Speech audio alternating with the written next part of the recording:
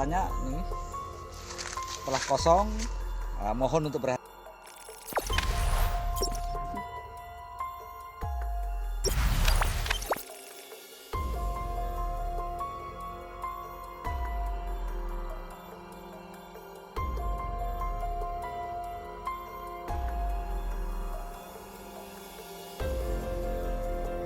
Warga Desa Tanjung, berhati-hatilah, telah terjadi pencurian jagung di sawah, di lokasinya sawah Pak Riyadi tepatnya, kira-kira seluas 700 meter persegi. Kelihatannya ini telah kosong.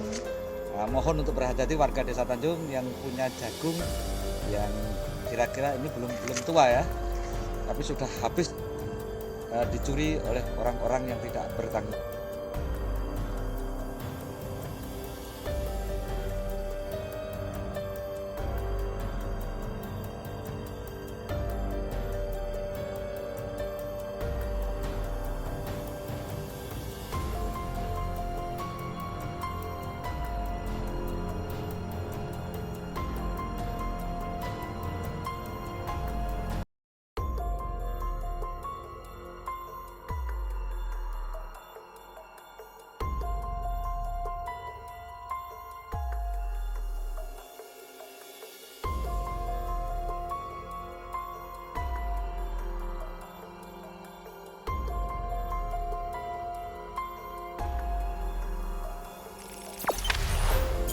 Jangan lupa subscribe, share, komen, dan like ya.